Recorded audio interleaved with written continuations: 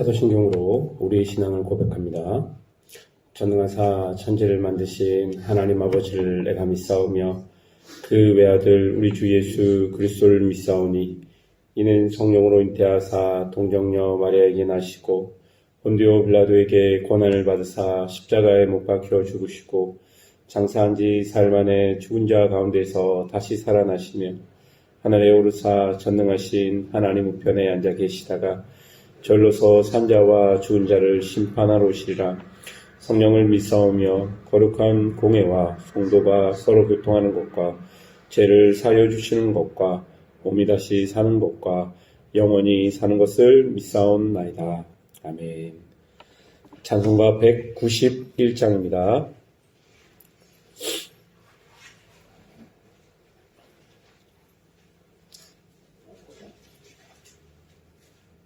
찬송 191장입니다.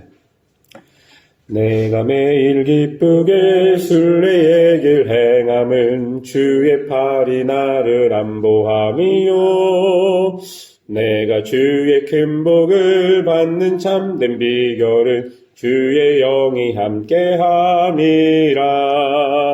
성령이 계시네 할렐루야 함께 하시네.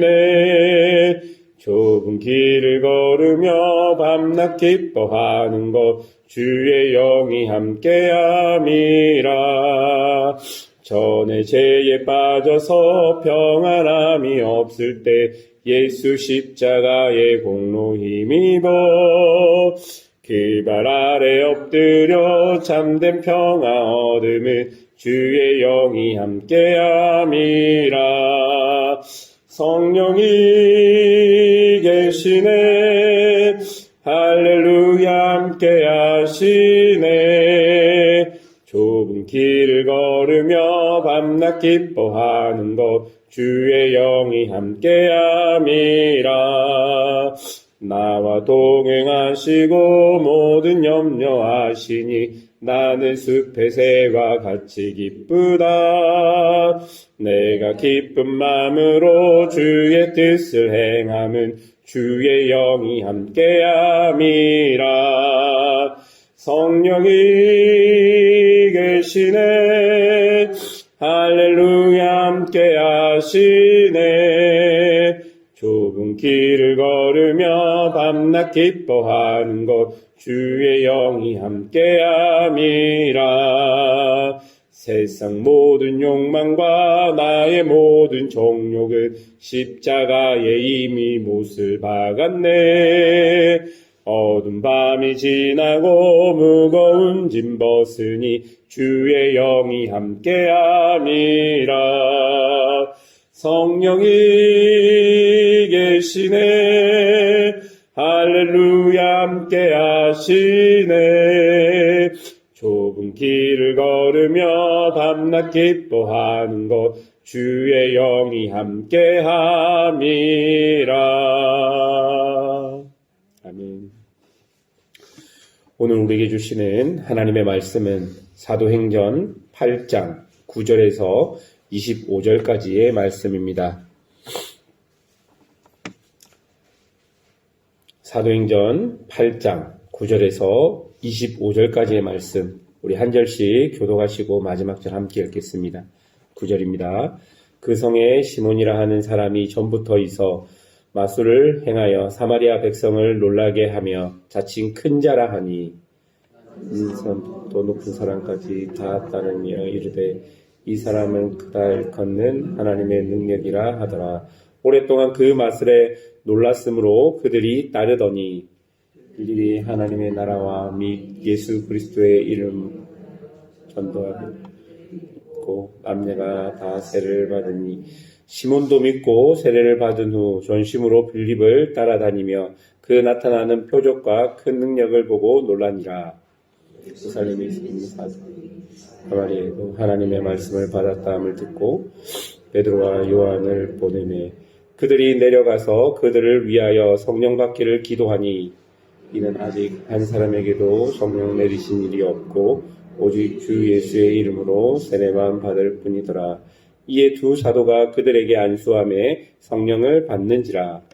시몬 사도가 성령을 받은 것을 보고 돈을 들여 이르되 이 권능을 내게도 주어 누구든지 내가 안수하는 사람은 성령을 받게 하여 주소서 하니, 베드로가 이르되 내 하나님의 선물을 돈 주고 살 줄로 생각하느냐?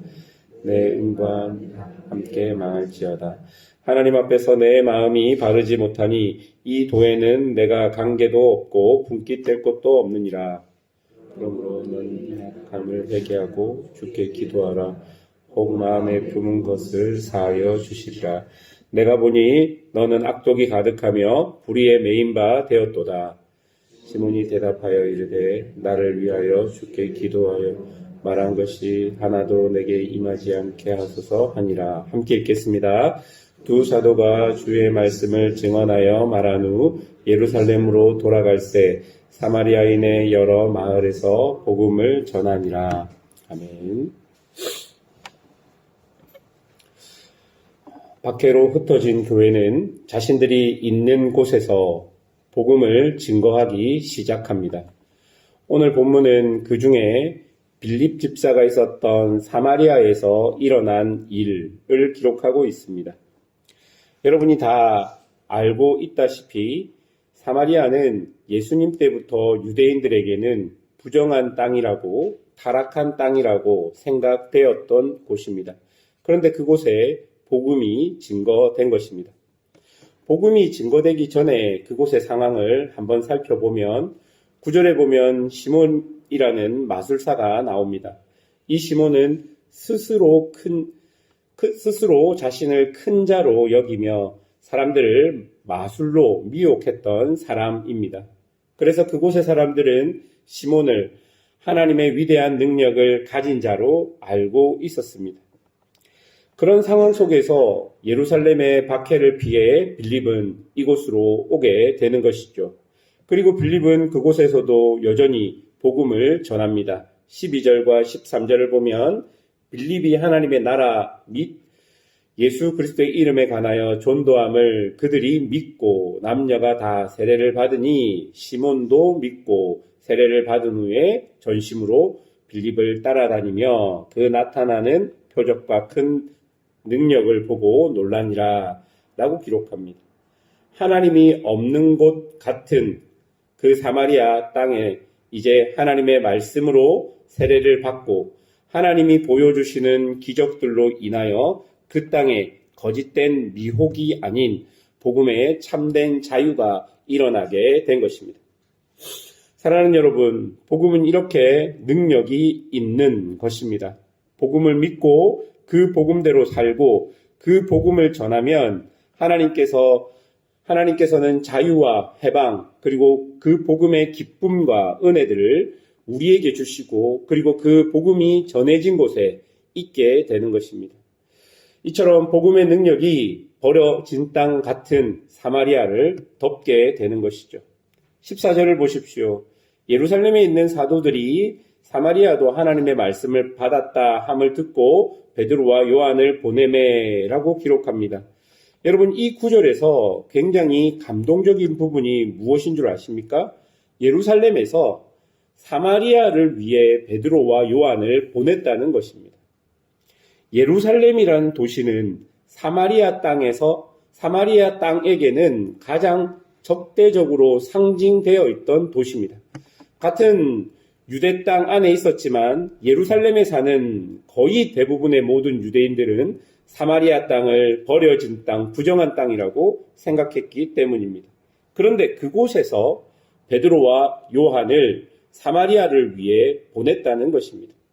여러분, 왜 이렇게 예루살렘에 있는 사람들이 변했을까요?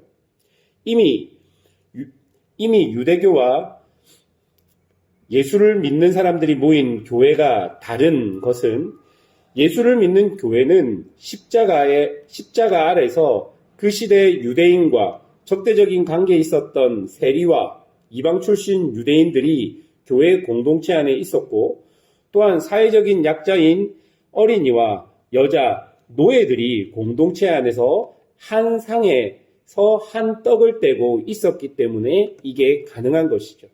아마 예루살렘에 있었던 유대인들이, 그러니까 교회가 아닌 유대인들이 사마리아를 위해 무엇을 했다, 이런 것은 거의 찾아볼 수 없습니다.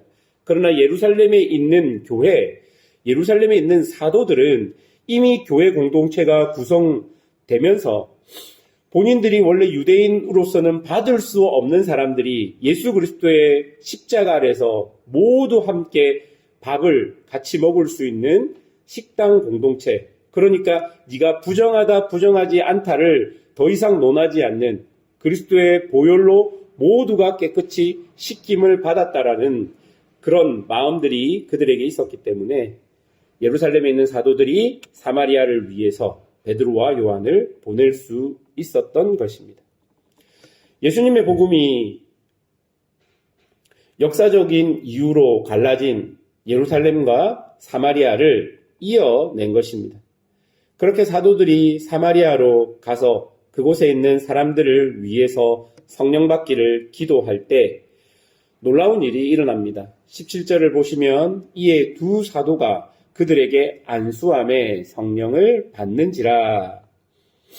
그런데 이 장면을 보고 있던 예전에 그 땅의 마술사였던 시몬이 사도들에게 돈을 줄 테니 이 능력을 자신에게도 나누어 달라고 그렇게 말합니다.